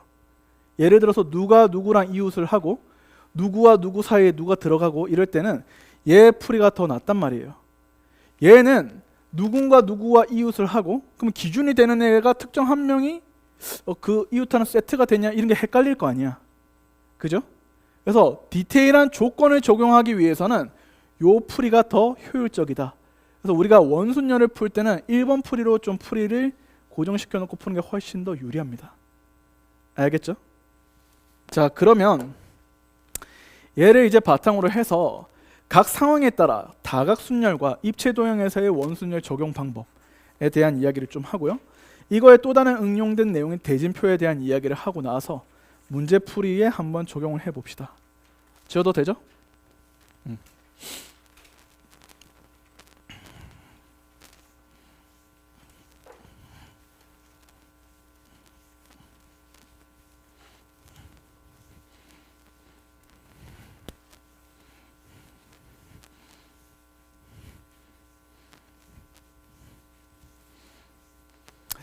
바깥에서 되게 뭐 여러분들 궁금할 뭐 특이 사항이나 뭐 그런 대사건 이런 건 별로 없어요, 여러분들.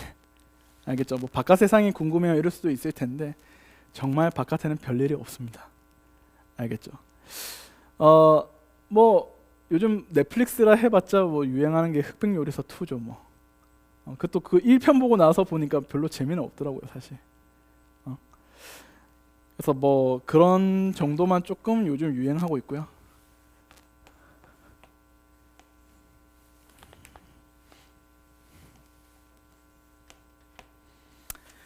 자, 원순열에 대한 응용에 대해서 이야기를 할 겁니다.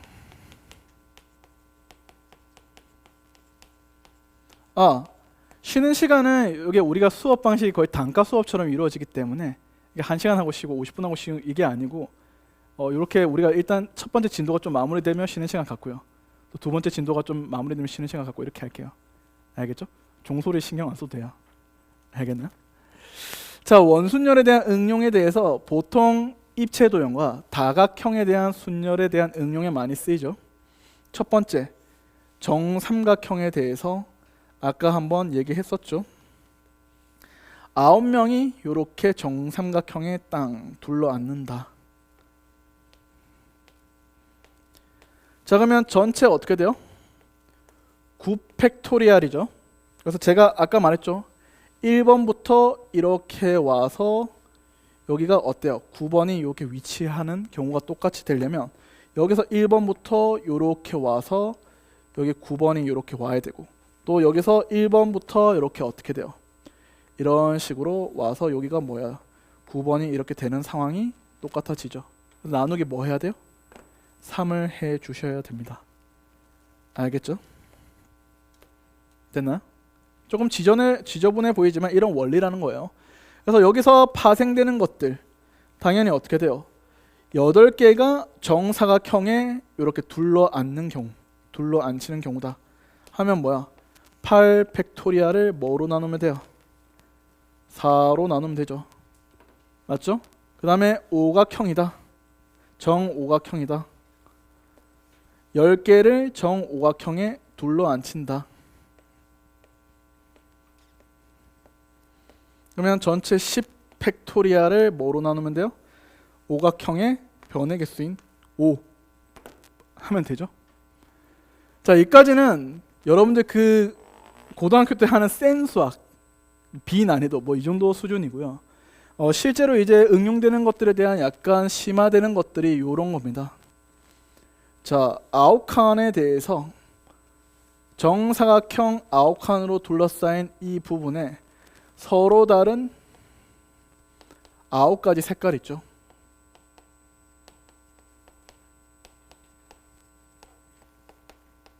색을 여기다가 이제 칠할 겁니다. 자, 그러면 어떻게 해야 되는지 잘 봐요. 처음에 가운데에 색깔 하나를 칠합니다. 여기 몇 가지? 9가지. 가운데 색을 기준으로 보니까 요 가운데 정사각형 기준으로 이 변에 붙어 있는 사각형이 무슨 관계? 원순열 관계란 말이야. 그러면 남은 8개의 색깔 중에서 4개를 뽑아 나열하죠. 8P4. 그거를 어떻게 해요? 정사각형에 돌려도 같으니까 뭘로 나눕니까? 4로 나누죠. 그렇죠? 자, 여기서 중요한 거를 쓰겠습니다. 별표 해놓고 여러분들이 꼭 정리해놔요. 자, 여기 별표 3개 해놓고 써야 될 것은 뭐냐면 원순열이 종료되죠. 원순열이 끝나면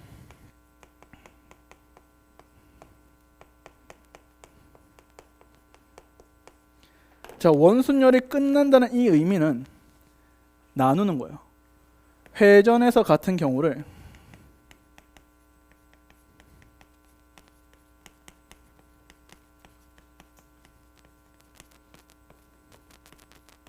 나누기가 원순열이 끝나면입니다. 원순열이 끝나면 그 이후에 남은 자리는 고정이 돼요. 그 이후 남은 자리는 고정 자리가 되는 거야. 고정 자리라는 말은 순서가 존재한다 이 말이야. 자, 이렇게 나눴지.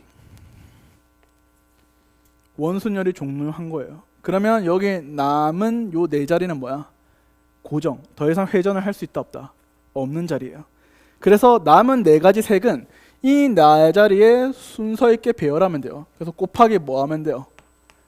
4 팩토리얼 하는 게 이게 교과서적인 풀입니다. 알겠죠? 근데 매 우리가 이렇게 문제 풀 때마다 이렇게 풀게 되면은 굉장히 비효율적이라서 계산을 우리가 빠르게 하는 팁에 대해서 알려드릴게요. 자, 어차피 여기 9개에 대해서 어때요? 색칠할 수 있는 경우의 수는 몇 가지야? 9 팩토리얼입니다. 맞죠? 여기를 시작점으로 둬도 되고 여기든 어느 사각형을 시작점으로 해도 색칠할 수 있는 경우의 수는 몇 가지? 9팩이야, 9팩. 오케이? 근데 중요한 거는 이렇게 4개가 회전해서 같잖아. 또는 이렇게 4개가 회전해서 같단 말이야. 그러면 이렇게 4개를 나누거나 또는 이렇게 4개를 나누게 되는 순간에 뭐가 된다 했어요? 이미 자리가 고정되면서 알아서 색깔이 탁 자기 자리로 맞춰가는 상황이 된다고. 그래서 이런 문제는 그냥 전체 경우의 수 9팩토리얼에 회전해서 같은 경우가 이렇게 중첩될 수 있잖아요. 여기도 회전해서 같을 수 있고 여기도 회전해서 같을 수 있다면 둘 중에 하나에 대해서만 회전하는 경우를 나누어 주면 돼요. 그래서 나누기 뭐 하면 돼요? 그냥 4 하고 끝내면 돼요. 알겠죠? 그럼 봐봐요. 계산해 볼까요? 9, 8P4는 8, 7, 6, 5, 4, 3, 2, 1 9팩에 4로 나눈 거랑 동일해 안 동일해? 동일하잖아요. 그쵸? 오케이?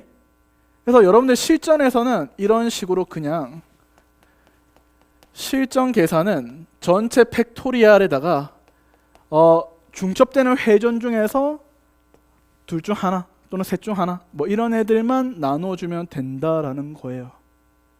알겠어요? 연습 한번 해볼까요? 얼마나 우리가 빠르게 계산할 수 있는지에 대해서 실제 나왔던 기출들로 한번 보겠습니다. 페이지는 자 38페이지 15번 하고 15-1번 두 개를 같이 풀 거예요.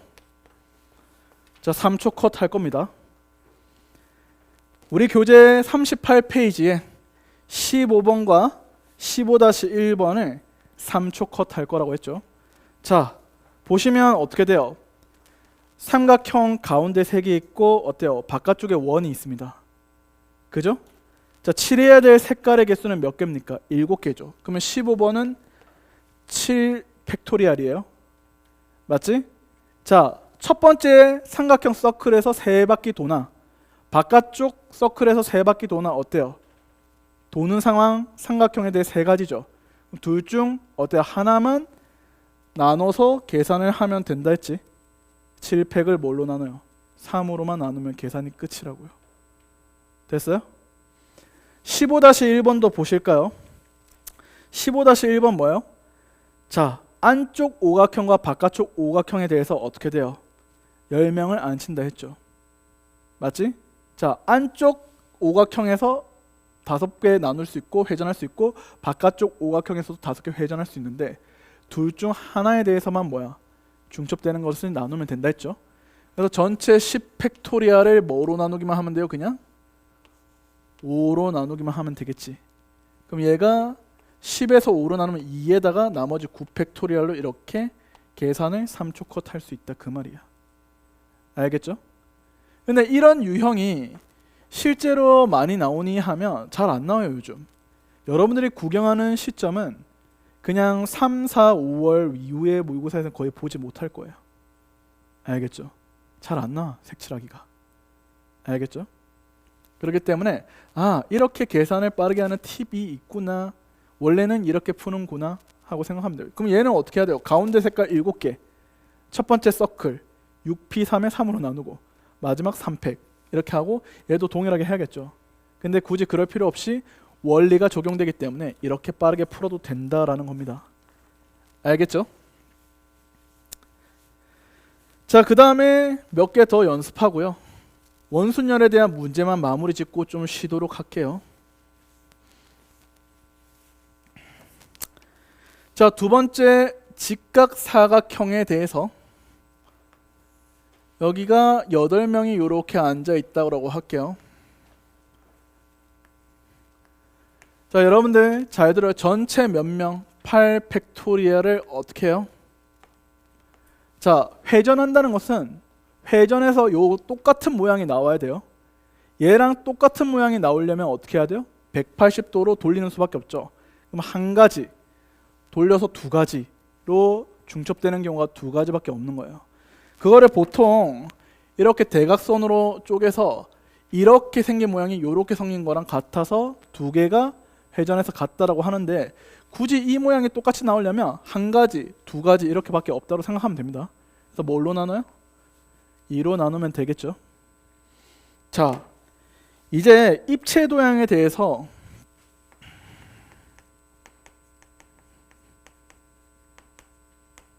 과 원순열에 대해서 얘도 우리가 2가지 해석이 있어요. 그래서 요거를 이제 이야기를 하도록 할게요. 자, 정사면체가 이렇게 있습니다.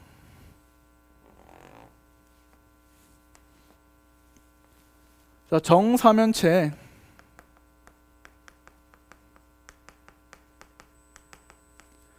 서로 다른 4개의 색깔을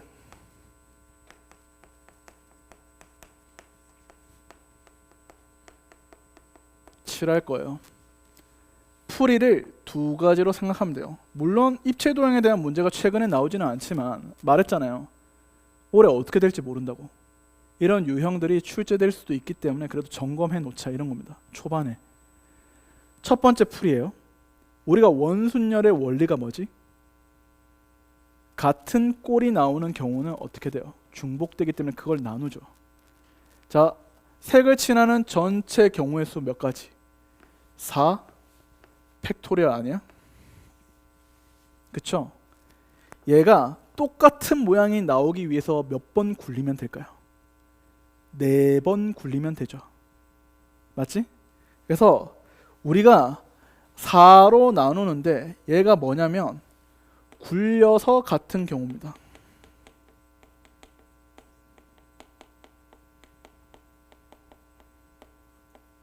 오케이? 제가 말했죠. 원순열은 딱 나누는 순간 뭐가 된다? 고정이 된다. 그러면 더 이상 나누는 순간부터 굴릴 수는 있다 없다? 없는 겁니다. 그러면 굴리지는 못하는데 위에서 천장에서 바라보니까 이 모양이 어떻게 생겨요? 위에서 바라본 모양이 정삼각형이 이렇게 위에서 바라보면 이렇게 되죠. 그래서 어떻게 돼요? 여기 색깔 3개의 배열이 돌려서 몇 개가 중복됩니까? 3가지죠. 맞죠? 그래서 우리가 여기서 3으로 또 나눠주는데 이 3이라는 대상이 뭐예요? 돌려서 같은 경우입니다.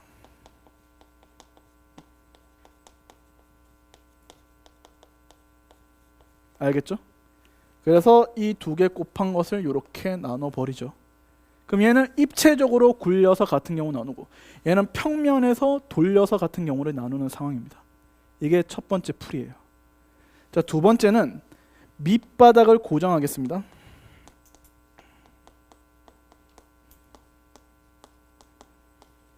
자, 밑바닥을 고정하는 이 밑바닥이 어떤 것이든 될 수 있기 때문에 얘는 특정한 것이 되죠. 특정한 것은 뭐라 했죠? 제가 선정하는 게 아니죠. 이미 선정되어 있다 했죠. 맞죠? 제가 아까 특정한 것, 고정되어 있는 것은 뭐야? 선정되어 있다 했죠. 밑바닥이 이렇게 고정이 되고 나면 그러면 색깔 남은 거 몇 개예요? 3개죠. 3개를 어떻게? 여기 있는 평면에 뭐 하면 돼요? 배열하면 되는 거 아니에요? 그래서 밑바닥을 고정하고 나면 어떻게 돼요? 전체 3팩토리얼을 뭐로 나누면 돼요? 3으로 이렇게 나누면 되겠죠. 그래서 밑바닥을 고정하고 배열할 건지 그냥 입체적으로 굴린 거 나누고 평면적으로 돌려서 같은 경우 나눌 거냐. 근데 사실 문제풀이의 핵심은 여기가 더 문제풀이가 더 빨라요. 알겠죠? 근데 사실 도찐개찐인데 여러분들이 좀 편한 대로 하면 됩니다. 그러면 정육면체랑 직육면체에 대한 연습만 하고요. 문제를 같이 좀 풀어볼게요.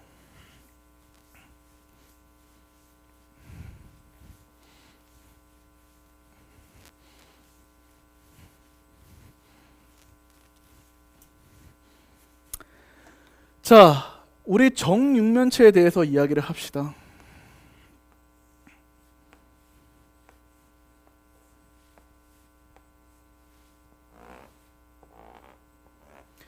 자, 우리 정육면체 서로 다른 6가지 색깔을 칠한다 해요.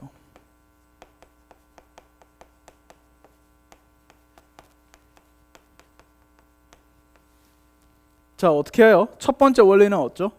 전체 6팩토리얼을 어떻게 나눠요? 굴려서 같은 경우 정육면체 6번이죠. 6으로 나누고 위에서 바라보면 어떻게 돼요? 여기 하나, 둘, 셋, 4개 이게 뭐야? 정사각형의 옆면에 색칠하는 거 아니에요? 돌려서 같은 경우는 뭘 나눠요? 4로 나누면 되겠죠. 됐어요? 자, 이게 첫 번째 풀이. 두 번째 풀이는 뭐예요? 밑바닥을 고정을 하면 맞죠? 특정한 것이 고정이 됐으니 남은 색깔 몇 개? 5개에서 여기 천장에 배열할 색깔 몇 가지? 5가지를 선정해 주고 그 다음에 남은 4가지는 어떻게 돼요? 정사각형 옆면에 칠하는 거. 그래서 4분의 4팩 이렇게 해서 계산하시면 되는 거 아니에요? 그죠? 근데 이게 좀 더 빠르지 않니? 이해도가. 그쵸? 그러면 몇 가지만 더 연습할게요. 자, 이런 식으로 되고 있습니다, 여러분들.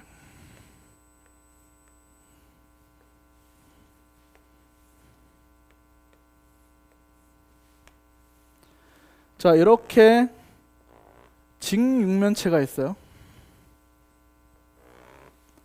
자, 여기 길이가 이렇게 같습니다. 이렇게. 그래서 여기에 6가지 색을 칠한다라고 해봐요. 그러면 어떻게 되지?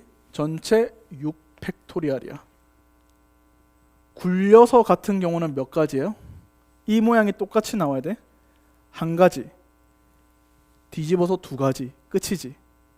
그래서 굴려서 같은 경우는 몇 가지? 2가지로 나누고, 위에서 바라봤을 때 평면이 어때요? 정사각형. 맞죠? 그래서 돌려서 같은 경우는 몇 가지? 4가지. 이렇게 나누면 되겠죠.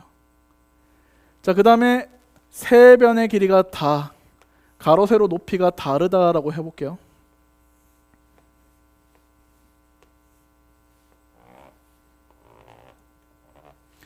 자, 여기가 A, B, C로서 세 변의 길이가 다 다릅니다. 자, 전체 6팩토리알에 어떻죠?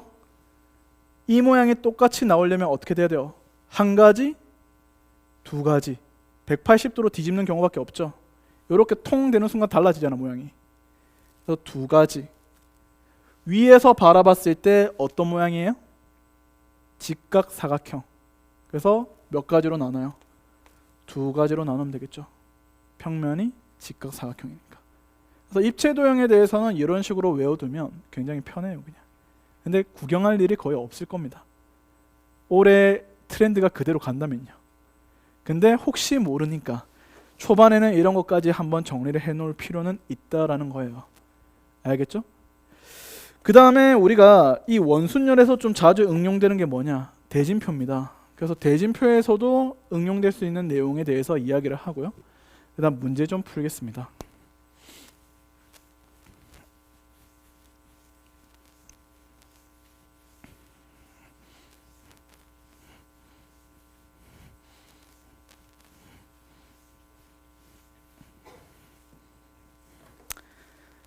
자, 포커스 6 대진표까지 하고요.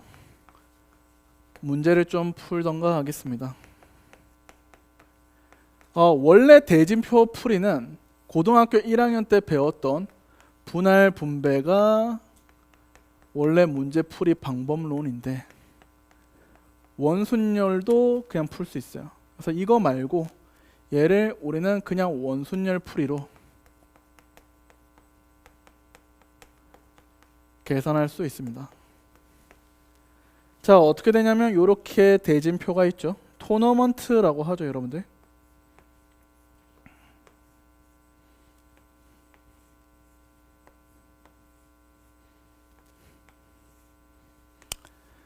여덟 개 팀이 토너먼트로 붙는다 해서 8개 팀을 여기다 배열할 겁니다. 그럼 몇 팩이에요? 8팩토리알이죠. 자, 근데 봐봐. 이렇게 붙나? 이렇게 붙나? 똑같잖아. 이렇게 뒤집어도 같지. 한 가지, 2가지. 그래서 여기가 2가지씩 어떻게 돼요? 회전해서 같습니다. 자, 그 다음에 이렇게 붙나? 이렇게 붙나? 똑같지. 이렇게 붙나? 이렇게 붙나? 똑같기 때문에 여기서도 회전했을 때 동일합니다. 그 다음에 이렇게 붙나? 이렇게 붙나? 이렇게 붙나? 이렇게 붙나? 똑같죠. 그래서 여기서도 회전했을 때 어때요? 동일하죠. 그래서 회전할 때마다 경우의 수가 한 가지, 2가지 식에서 2의 몇 제곱? 7제곱으로 이렇게 나누면 되겠지. 되나요? 그럼 밑에 있는 거 쭉 해볼까요? 두 번째 어떻게 되죠? 요렇게 돼서 얘는 이렇게 생기고 요렇게 생겨서 요렇게 대진합니다. 그럼 전체 5개 5팩토리알을 어때요? 여기서 한 가지, 2가지. 여기서 한 가지, 2가지. 더 없지. 돌려서 같은 경우가 없잖아. 그래서 2의 제곱으로 이렇게 나누면 되죠. 그죠? 자, 세 번째는 요렇게 되지.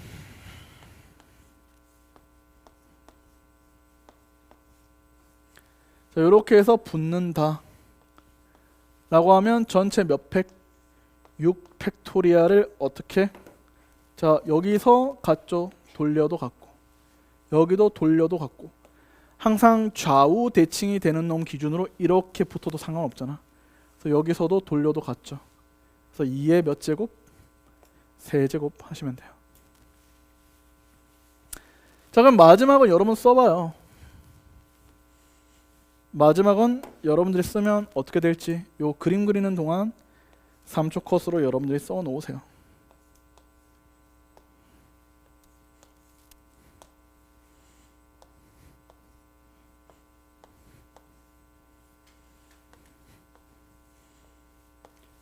자, 어떻게 되죠? 전체 7 팩토리의 아래다가 돌려서 같은 경우 여기 하나, 둘, 셋, 여기 넷 이렇게 되는 거 아니에요? 그래서 2에 4제곱하고 나누면 끝이죠. 근데 역시 얘도 나오는 빈도는 거의 없을 거다라고 예상은 해요. 혹시나 모르니까 점검하는 거지. 실제로 아주 과거 이후로 출제된 적은 없어요. 알겠죠? 이거는 확률에서 응용될 수 있습니다. 실제로 확률에서 기출문제가 나왔고요. 알겠죠? 자, 그러면 여기까지가 원순열에 대한 이야기가 마무리됐어요. 자, 그래서 우리는 문제를 좀 풀어보고 나서 쉬도록 하겠습니다. 알겠죠? 자, 원순열이 시작하는 문항이 어디냐면 14번 문제입니다. 14번 대표문제 14번 36페이지부터 해서 조금 정리를 하고요. 오케이? 마무리 짓고 나서 이제 쉬었다가 이어서 좀 진행을 할게요. 쉬어도 되죠?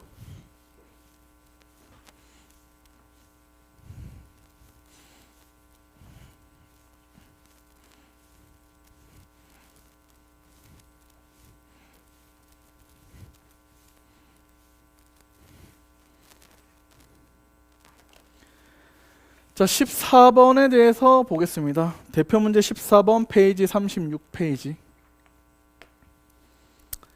6명의 학생을 원탁에 둘러앉히는 경우는 뭐예요? 6팩토리아를 뭐로 나누면 돼요? 6으로 나누면 되죠. 120까지. 자, 2번. A, B가 이웃하게 앉는 경우 그러면 어떻게 돼요? A, B 이웃하게 하나의 개체 두고 나머지 몇 명? 4명을 원탁에 둘러앉혀요. 개체 하나로 친다 했죠.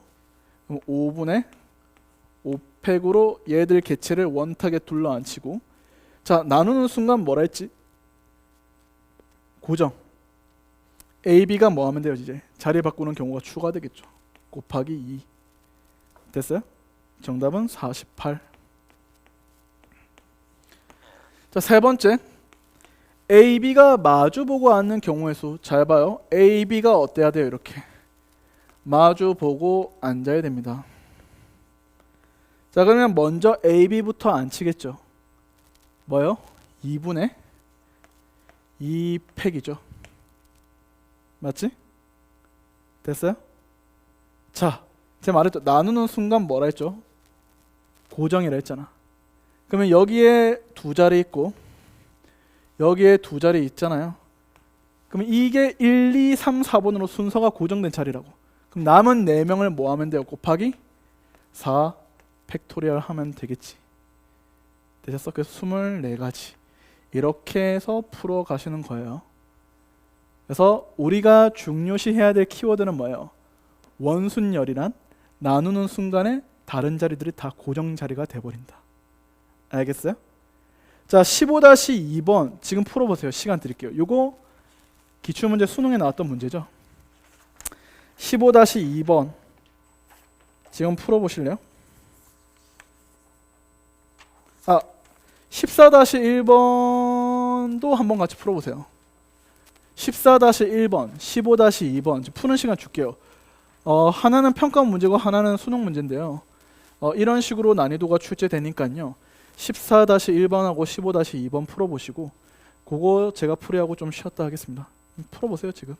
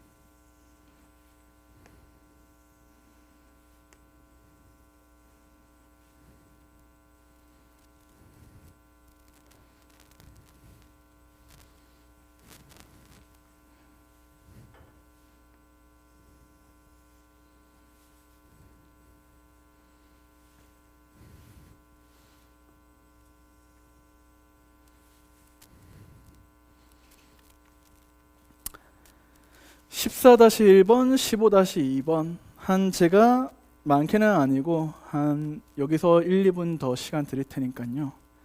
14-1번은 벌써 해결하셨어야 됐고요. 15-2번은 여러분들이 충분히 할 수 있으니까 경우의 수를 한번 따져보세요. 시간 드릴게요.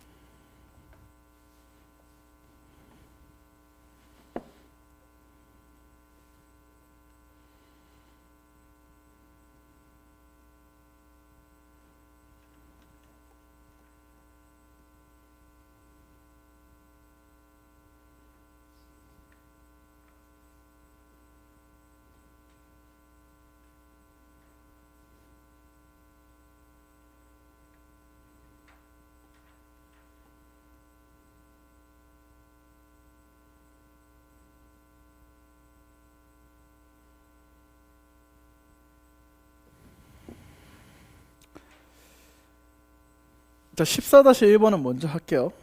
14-1번은 어떻게 얘기하고 있어요? 지금 뭐라 됐습니까? 이웃한 의자에 적혀있는 숫자의 합이 뭐가 되면 안 돼요? 11이 되지 않도록 이랬죠. 숫자의 합이 11이 되는 경우는 뭐가 유일해요? 5하고 6이 뭐 하는 경우예요? 이웃하는 경우죠. 그럼 우리는 전체 경우 수에서 뭐 빼면 돼요? 5와 6이 이웃하는 경우를 뭐 하면 돼? 빼주면 되겠죠. 그럼 전체 경우는 뭐죠? 6분의 6 팩토리얼이 되겠지. 5와 6이 이웃하는 경우면 개체수가 하나, 둘, 셋, 넷, 5개죠. 5분의 5 팩토리얼이고 5, 6이 이렇게 자리 바꾸는 경우죠. 곱하기 얼마? 2 하시면 되겠지. 자, 그래서 여기서 얘를 빼버리면 됩니다. 그래서 우리는 120에서 48을 빼서 정답은 뭐예요? 72 하고 답을 내시면 되겠죠. 됐나요? 자, 15-2번도 할 텐데 15-2번에 대해서 여러분들이 주의해야 될 사항이 있습니다. 자, 이게 서로 다른 빵이 몇 개예요?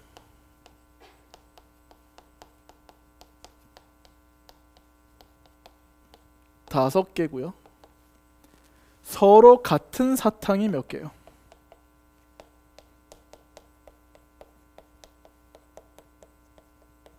몇 개? 5개를 여기 있는 접시에 나열을 하는데 조건 가가 뭐라고 되어 있어요?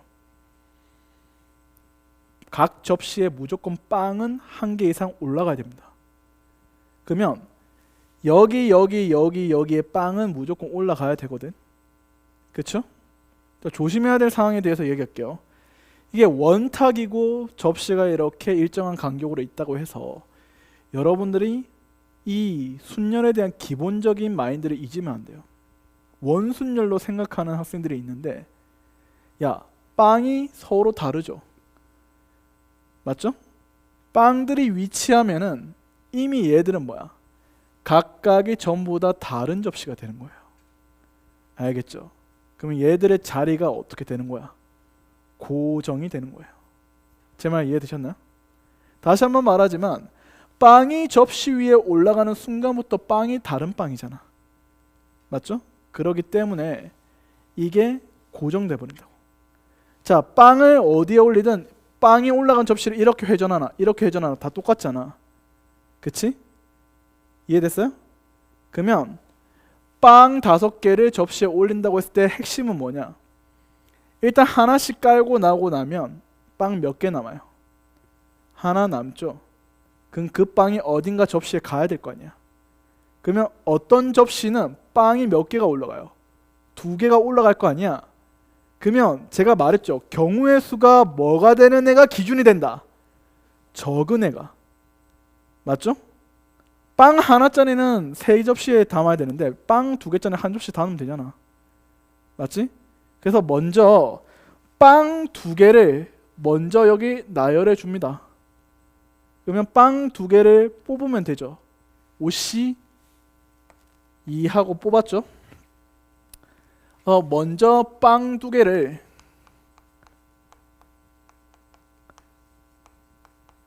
먼저 뽑아놓고 계산하는 겁니다. 왜? 말했잖아. 적은 경우의 수부터 기준을 잡는다고. 빵 2개가 이렇게 올라갔습니다. 그럼 남은 빵 3개. 자, 얘가 이제 기준이 됐지.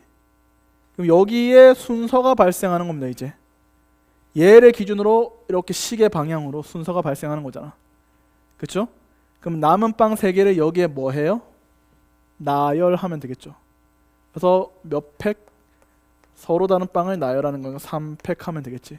그래서 빵이 이런 식으로 나열이 되는 겁니다. 오케이? 그럼 얘는 빵 1, 빵 2, 빵 3, 빵 4, 빵 5 이런 식으로 어떻게 돼요? 각 DC마다 순서가 발생하는 겁니다. 알겠죠? 자, 그러면 각 접시마다 이렇게 순서가 정해져서 다 다른 접시가 돼버렸어. 자, 이때 서로 다른 사탕 5개를 얹힐 겁니다. 서로 같은 사탕을 이제 위에 올릴 텐데 접시에는 몇 개 이상 올라가면 안 돼요. 3개까지가 맥시멈이죠. 4개까지는 올라갈 수가 없단 말이야. 자, 그러면 사탕을 분류할 겁니다. 사탕을 이제 어떤 식으로 분류할 수 있어요? 2개, 1개, 1개, 1개 해서 4개의 접시에 나눠 담을 수 있고 빵과 동일하게. 맞죠? 굳이 사탕을 4개 접시 다 담을 필요는 없죠. 3개의 접시에만 담아도 상관없죠. 그래서 3개의 접시에 사탕을 담는데 사탕이 3개가 이렇게 올라가면 이미 여기 몇 개가 돼버려? 4개가 돼버려서 돼? 안 돼? 안 되죠. 사탕이 올라갈 수 있는 맥시멈은 몇 개야? 2개입니다. 그래서 2개, 2개, 1개 해서 접시에 어떻게 돼요? 3개의 접시에만 이렇게 올릴 수도 있어요. 2개의 접시에도 올릴 수 있지 않나요? 아니야. 2개는 어떻게 돼? 1개, 4개 안 되지. 2개, 3개도 안 된단 말이야. 그래서 올릴 수 있는 경우가 이렇게까지밖에 안 돼요. 됐나? 자, 그러면 얘는요 어떻게 돼요? 여기는 사탕 2개짜리가 올라가면 4개가 된단 말이야. 그럼 돼야 안 돼요? 안 되겠더니 여기는 무조건 하나짜리가 와야 됩니다. 그러면 2개짜리가 이 접시, 이 접시, 이 접시 갈 수 있고 나머지는 1개죠. 그래서 2개짜리가 올라갈 접시만 선정해 주면 되죠. 1가지, 2가지, 3가지. 그래서 이때는 몇 가지? 3가지밖에 안 됩니다. 됐나요? 자, 2개, 2개, 하나라는 것은 사탕을 3접시에만 올린다라는 건데 비어있는 접시가 있어도 된다는 소리죠. 맞지? 그러면 얘들은 같은 상황이지. 하나씩 올라가고 얘는 2개씩 올라가기 때문에 얘가 비어있을 수 있고 이 중에서 하나가 비어있을 수 있겠죠. 오케이? 그래서 우리는 빈 접시가 누군지를 선택해 주는 겁니다. 2개짜리가 사탕이 없을 수 있고 1개짜리에서 사탕이 없을 수가 있잖아요. 그러면 여기에 사탕이 없으면 사탕 2개, 1개가 여기에 땅땅땅 나눠져 하면 되는데 쉬워요. 1개짜리가 어떤 접시에 들어갈 거냐만 선택해 주면 되잖아. 그러면 1개, 2개가 되거나 2개, 1개, 2개가 되거나 어때요? 2개, 1개 될 수 있잖아. 그래서 1개짜리가 이 접시냐, 이 접시냐, 이 접시냐 몇 가지? 3가지. 그래서 2개짜리의 사탕이 없을 때는 3가지 경우가 됩니다. 자, 1개짜리의 사탕이 없다는 것은 2개짜리의 사탕이 올라간다는 소리인데 여기에는 사탕 2개가 올라갈 수는 없죠. 무조건 1개짜리가 이렇게 올라가고요. 그럼 나머지 요 3개 중에서 2접시에 2개 가고 이게 빵개 이렇게 돼야 되는 거죠. 그러면 빵개짜리 접시를 선택해 주면 되는 거 아니야? 빵개짜리 접시가 얘가 될 수 있고 얘가 될 수 있고 얘가 될 수 있으니까 몇 가지? 3가지가 되겠죠. 그래서 얘도 몇 가지? 3가지가 되는 거야. 그러면 여기다가 곱해주면 되죠. 이제 3 더하기 3 더하기 3 됐어요? 정답은 그래서 얼마 됩니까? 60 곱하기 9 해서 540까지 이렇게 해서 확정이 나는 겁니다. 알겠죠? 그래서 여기서의 핵심은 이게 원순열로 착각하기보다는 빵을 올리는 순간 접시가 고정되는 거예요. 알겠죠? 그래서 이 적응 기준, 빵 2개가 올라간 이 디시 과하죠. 저는 탈락드리겠습니다. 알겠죠? 흑백 요리사 패러디예요. 알겠죠? 그래서 그렇게 해서 점검하시기 바랍니다. 됐나요? 그래서 항상 경우의 수가 적은 것부터 기준을 잡고 푸셔라. 됐죠? 자, 좀만 쉬었다가요. 이어서 좀 진행하도록 하겠습니다. 많이는 안 쉬고요. 한 10분 정도 쉴 거니까 물 마실 사람 마시고 화장실 갔다 올 사람 갔다 오세요. 질문 있으면 가져오세요.